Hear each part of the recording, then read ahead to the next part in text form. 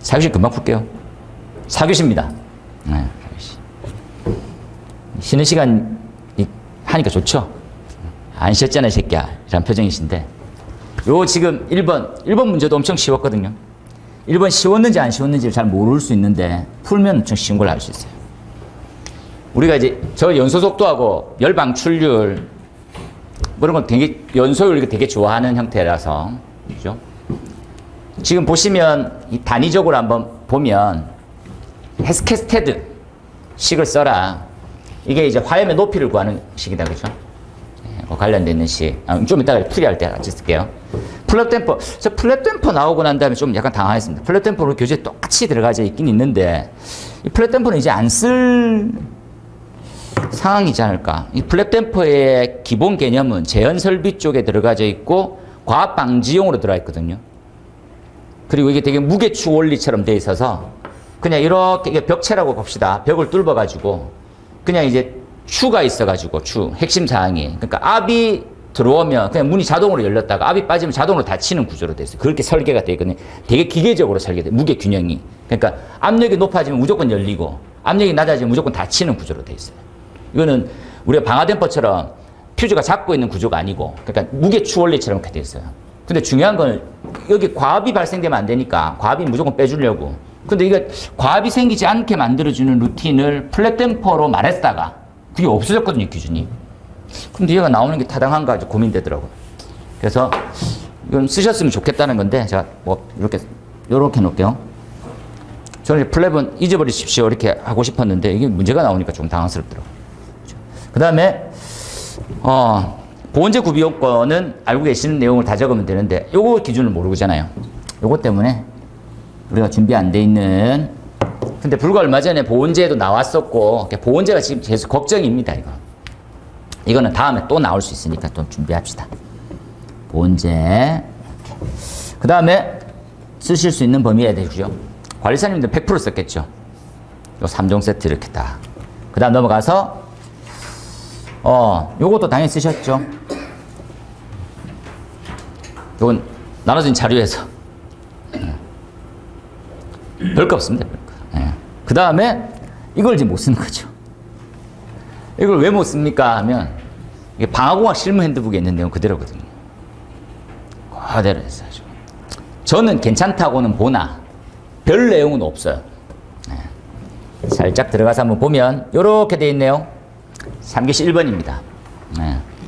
지금 나와 있는 헤스케스테드라고 하는 것들은 0.235 Q에 0.4승 해도 되죠. 빼기 1.02의 화염의 직경입니다. 다시 한번 이렇게 보면 화염면의 직경이고 이렇죠. 요 높이가 얼만큼 결정되냐. 나오고 있는 열 방출률 이렇게 되어 있습니다. 요걸 뜻하는 식이죠. 화염면의 직경이 크면 클수록 화염 길이는 당연히 길어지게 되어 있어요. 발생되는 열량이 크면 클수록 길어지게 되어 있어요. 헤스케테드는 경험식으로 나와 있는 거예요. 그냥 이 식 그대로를 반영하면 됩니다. 이 아이를 어떻게 구할까요? 이렇게 보는 거죠. 이 아이의 단위를 킬로와트로 찾아가시면 되고요. 화염의 직경은 언급되어 있습니다. 그렇죠? 그러면 이 Q 값은 어떤 식으로 가져왔을까요? Q 값은 Q는 순서대로 이렇게 한다 그죠? 제일 먼저 우리가 공부했던 것들은 뭡니까? 하면 연소 속도를 먼저 하거든요. 연소 속도. 연소 속도는 기본 단위가 그램 퍼 세크고요. 우리가 고체라든지 액체 때 쓸 때 그렇죠? 액면 강화 속도 또는 면적을 집어넣죠. 면적당 이렇게 이렇게 됐습니다. 어떤 식으로 합니까? 기화열과 연료속으로 들어가는 거거든요. 그래서 우리는 얘를 이렇게 써요. 이렇게 써놓읍시다. 얘를 집어넣으면 이렇게 여기에 연소열이 곱해져 있으면 여기가 발열량이 됩니다. 이 발열량을 여기다 집어넣으면 끝인 거죠. 그래서 주어진 것들 다 봤더니 이 아이가 뭡니까? 단위가 지금 나와 있는 연소율 킬로줄 퍼 세크 그 다음 나오는 연소 속도 55g 이하이. 그래서 핵심 사항은 두 가지를 묻죠. 그냥 쓰레기통에서 화염 높이하고 쓰레기통과 휘발유가 섞여 있을 때에 대한 화염 높이. 당연히 휘발유가 들어가면 훨씬 더 커지겠죠. 그러니까 쓰레기통의 사이즈는 동일한 거예요. 이렇게 그리면 된다, 그죠? 이렇게 쓰레기통에 휘발유를 붓고 화염 길이를 하느냐, 아니면 그냥 하느냐. 음식이었어요. 그래서 보니까 이렇게 나와 있네요. 쓰레기통의 열 방출률 위쪽에 20 곱하기 10 하면 됩니다. 10. 연소 속도가 얼마다? 그래서 200kW가 되고요. 집어넣었더니 약 1m 정도 올라왔어요. 1m 정도. 참고해서 봐놓으세요. 이 아이가 1m고요. 1m 때 1m 정도 나옵니다. 1m. 근데 휘발유를 부었더니 휘발유가하고 더해져 있죠. 보입니까? 이렇게 쓰레기와 휘발유의 열방출률 이렇게 됐어요. 이게 휘발유거든요. 그래서 얘하고 이렇게 더해져 있어요. 그리고 샥 이렇게 올라갈게요. 둘이 더해서. 그래서 계산해 보니까 약 한 4m 됩니다. 한 4배 정도 긴 거죠. 그게 답니다. 그래서 알고 있는 범주 내에서 풀리는 문제였다 생각하시고, 플랩 댐퍼는 저는 약간 회의적이어가지고 참고하시면 되겠습니다. 교재 문제 그대로 있고요. 교재 문제 그대로였습니다. 요건 교재 문제. 재질 묻는 부분이 있어서 1.5mm 이상 이렇게 돼 있다라는 거. 부식 방지 이런 거 다들 기본이죠. 그래서 쓰셨으면 요건 교재 똑같이 돼 있는 거예요. 컨트롤 C, 컨트롤 V에서 보시고. 플랫 댐퍼는 실험을 똑같이 합니다. 그죠? 플랫 댐퍼는. 요 플랫 댐퍼가 열리냐 안 열리냐 압을 넣었을 때 이렇게 보는 건데 참조하시고. 넘어가서 그 다음에 보온재가 있습니다. 보온재 3종 세트.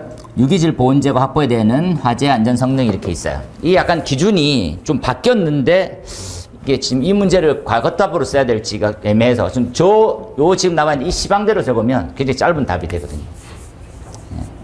참고하시고. 보온재는 보온이죠. 불연이었으면 좋겠다. 열전도율이 낮은 게 1번. 내수로 수분을 머금으면 떨어지거든요. 내화, 내열, 내구, 시공용이 경제성, 환경 영향성이 이렇게 있습니다. 이것들은 정해져 있는 값이 어떤 수치가 있는 게 아니라서 그냥 그대로 적으면 돼요. 들어봤던 게 재질은 그렇더라. 그 다음 이 아이를 못 적으면 힘들죠. 이렇게. LOI가 얼마고 이 수치는 얘는 얼토고. 참고하십시오. 참고. 그렇죠? 예, 근데 보온재는 저는 개인적으로 좀 좋아해서 한번 나중에는 다시 한번 보도록 할게요. 넘어가서 우리가 이제 연소할 우려라고 하는 것들은 3종 세트가 있죠. 연소할 우려가 있는 부분, 그죠? 그 다음에 개구부, 그 다음에 구조, 세 가지가 있어요. 요 부분, 구조, 개구부 이렇게 있습니다. 연소할 우려가 있는 부분은, 그죠? 건축 피난 방화에 나와 있고요. 그 다음에 개구부는, 구조는 우리가 소방시설법에 5개 소화전을 설치 대상에 나와 있어요. 5개 소화전 설치 대상에 언급하고 있고, 세 번째가 스프링쿨러에 언급되고 있는 범위입니다. 생각하면 되죠. 방화구역이 관통되어 있는 범위에 어떻게 조치해야 되냐는 거죠. 그래서 건축거고 시설법이고 스프링쿨러로 되어 있습니다. 그래서 부분, 구조, 개구부. 연소할 우려가 있는 부분입니다. 방화시설, 방화설비 때 나와 있고요. 그 다음에 구조는 요 구조죠. 한 대지 경계선 안에 건축물이 2개가 있고, 그죠? 1층은 5m, 1층은 6m, 2층은 10m로 되어 있거든요. 개구부가 마주보고 있으면 화재 확대에 대해서 전파될 수 있다. 이 그림을 제가 하나 살짝 그리면 이렇게 되는 거죠. 이렇게. 한 대지 경계선 안에 2개의 건축물이 있는 거예요. 이렇게. 그리고 몇 미터 이내에 떨어져야 됩니까? 이렇게 생각하는 거다. 그죠? 이렇게 해서 제가 적어 놓을게요. 이렇게. 그리고 다른 부분을 통해서 볼 수 있게 개구부가 열려 있어요. 이렇게 개념이죠. 개구부가 마주 보고 있는 형태. 요 사이는 33이라서 6m고요. 2층부터가 10m입니다. 다시 한번 이해를 하면 화재가 발생했어요. 화재가 발생했습니다. 이렇게. 우리가 말하고 있는 이 복사열이 피해를 입힐 수 있는 범위는 대략 얼마냐? 이렇게 그리는 거죠. 이렇게. 이해되시죠? 이래서 1층은 6m, 3m, 3m씩, 2층은 5m, 5m씩 이렇게 돼 있어요. 마찬가지 반대도 똑같죠? 그래서 이렇게 피해를 미칠 수 있는 겁니다. 이 형태로 굉장히 공통적인 기준을 많이 쓰죠. 1층 무조건 6m에 떨어뜨리고 2층은 10m다. 얘를 갖다가 무슨 선일까요, 이거?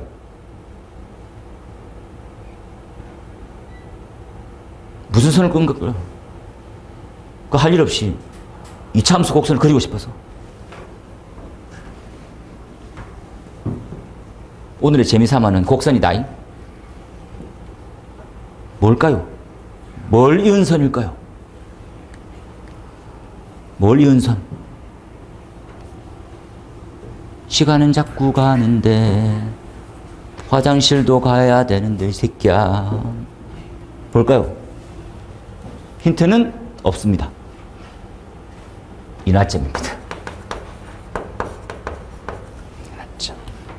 인화점. 목재 같은 인화점. 250도 이상 이은선이에요. 면이 250도 도달하면 불난다. 우리가 인동한계, 그죠? 뭐 여러 가지 용어를 쓰고 있습니다. 참고로. 우리 위험물질 봤죠? 떨어뜨리는 거리를 최소 뭐라 부릅니까? 안전거리라 부르죠. 이따 방화벽을 하나 딱 세우면 어떻게 할 수 있고 이런 등등 다 똑같은 내용들입니다. 이해하세요. 진짜. 넘어가서 연소고리가 있는 것들은 방화구에 갈 수 없을 때 어떻게 하냐? 드렌처를 이제 밑밥 가는 거죠. 드렌처. 나머지 읽어보시면 되겠습니다. 그렇죠? 넘어가서 5번에 공동주택은 총 4가지가 있습니다. 4가지. 공동주택이 우리 시설법에, 시설법이란 말은 소방시설을 설치하는 거거든요. 소방시설. 제가 다시 언급할게요. 소방대상물이 있고요. 소방대상물. 불 꺼야지! 이런 대상물. 규모가 크면 더 시설도 설치해야 되지. 특정, 제가 노란색으로 했을 거예요. 특정 소방대상물. 특정 소방대상물입니다. 이게 의미가 뭡니까? 소방시설이 들어간 거예요. 이렇게. 특정 소방대상물, 소방대상물. 이렇게. 규모가 더 커지면요. 더 커지면 사람도 들어가야 되지. 사람도 들어가야 되지. 그렇죠? 그 사람 들어간 걸 뭐라 불러요? 소방안전관리대상. 소방안전관리대상물 이렇게 불러요. 소방안전관리대상물 사람이지. 이 사람 누구예요? 소방안전관리자. 소방안전관리자입니다. 요즘에는 자격증 취득이에요. 몇 급부터 몇 급까지 있게요? 특급부터 3급까지 있습니다. 3급은 뭐가 있을 때 3급인가요? 자탐하고 자탐 또는 간이죠. 신규 이 간이 때 뭐는 제외합니까? 주택 전용이라고 그러죠. 주거는 없습니다. 주택 전용은 아니다잉. 주택 전용이 어디 나오는데요? 여기 나올 거예요. 여기서 추가로 들어간 것쯤 뭐가 들어갔어? 여기 공동주택이라는 게 있어요. 공동주택. 그 위에 단독주택이 있어요. 단독주택은 우리 시설법에는 안 들어가는 놈입니다. 어디에만 있어요? 시설법에는 언급하고 있어. 특정소방대상물 아니야. 뭐만 넣으라고? 단독경보용 감지기, 단독경보, 또 소화기 넣으면 되지. 이해되겠습니까? 공동주택은 이렇게 돼 있어요. 첫 번째, 가장 규모가 큰 거 아파트 등. 주택으로 층수 연층수 몇 층? 5층 이상. 5층 이상. 그렇죠? 그 다음에 연립과 다세대가 있겠죠. 그 다음 기숙사가 있어. 기숙사는 공동으로 취사하는 시설이 사용되고 있는 인원이 50% 이상이면 기숙사예요. 50%다 딱 기억하고, 얘네들은 그러면 뭘로? 4층이고 얼마? 660 되겠죠? 이내 초과 이렇게 되어 있습니다. 참고하시고 요 두 가지를 묶어서 우리가 막 들어온 거다 생각하면 되지. 연립과 다세대입니다. 공동주택에 들어가는 거 잊지 마세요. 이렇게. 적용한 소방시설이 있겠는데 뭘 설치해야 됩니까? 이런 것도 나오는 거지. 지금 나오는 거. 그죠? 첫 번째 소화기 다 넣어야 되고요. 단독 경보용 감지기 넣어야 되는데 연립형으로, 연동형으로 넣어야 돼요. 연립이란다. 연동형으로. 연동형이 뭡니까? 한 개만 울면 나머지 전체가 다 울게 되는 게 연동형이에요. 단독 감지기 한 개만 울려도 그냥 거실에 있는 하나로도 그 방에 있는 전체 다 울어야 되는 거지. 그죠? 연동형입니다. 그 다음에 간이 스프링클러 중에서 연립과 다세대 설치하는 것을 주택 전용 간이 스프링클러 불러요. 다행스럽게 요 연립과 다세대는 3급 대상물도 아닙니다. 소방안전관리자 선임할 필요가 없어요. 피난구조 당연히 들어가지. 하지만 핵심사항 이 문제의 원인은 이하입니다. 간이 스프링클러의 개정안. 이 아이가 들어왔기 때문에 낸 거예요. 저는 이 문제를 따로 내기를 바랬었는데 같이 언급하고 있습니다. 만약에 요만큼만 썼다. 요만큼만 썼다. 약해요, 약해요. 제 입장에서는. 밑에 거 적어주세요. 주택 전용 간이 스프링클러 들어왔지? 어떤 것들이 필요한지 다 적을 필요 없더라도 이런 거 있잖아요. 기준이 개정된 것들 몇 가지는 체크하셔야 돼요. 이렇게. 밑에 있는 거 전부 다 원래 있던 내용이랑 똑같은 겁니다. 외우시는 거 아니에요. 주택 전용이 있더라는 거지. 보고 가세요. 그렇죠? 넘어갔어. 건전성. 답은 불건전합니다. 건전하지 못해. 너무 안 와, 씨. 뭡니까? 약재 저장 용기실 어떻게 하면 더 좋아? 이런 거 물어보는 거죠. 생각해보세요. 그냥 어떻게 하면 더 좋아? 그럼 좋은 게 좋은 거지. 그 좋은 거 쭉 썩으면 되는 거지. 그렇죠? 생각해보면 약재 저장 용기실에 그동안 불편했거나 마음에 안 들었던 거 뭐 쭉 다 적는 겁니다. 너무 많죠? 이건 적당히 적으시면 되는 겁니다. 요 관련되어 있는 내용이 있으면 보고 다음 페이지에 방어구역의 소화시되는 건전성 어떤 시스템 설치하는 게 좋아? 어떤 배관 방식이고 어떤 식으로 등등. 그 다음에 밀폐도 세 가지죠. 저장 용기실의 기준, 소화약재에 대한 기준, 그죠? 그 다음에 방어구역 밀폐도에 대한 기준. 이렇게 한번 보시면 될 듯합니다. 그죠?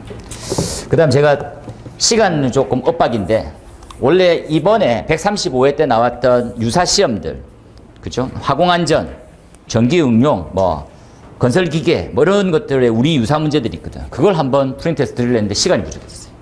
그건 다음 시간에 드리도록 할 겁니다.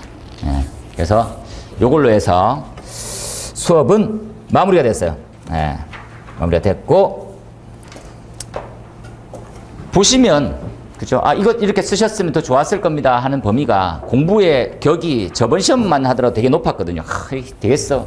근데 이번 시험은 좀 정상으로 좀 돌아온 거에 가깝습니다. 그래서 공부하는 범주 내에 들어있으면 그냥 그게 그거죠. 그래서 좀 더 힘내서 많이 하셨으면 좋겠습니다. 되게 우스갯소리인데 하는 건 못 이기고 안 하면 그런 거죠. 그래서 조금 길게 보시고, 그죠? 없는 것보다 있는 게 훨씬 낫다 생각하셨으면 좋겠습니다.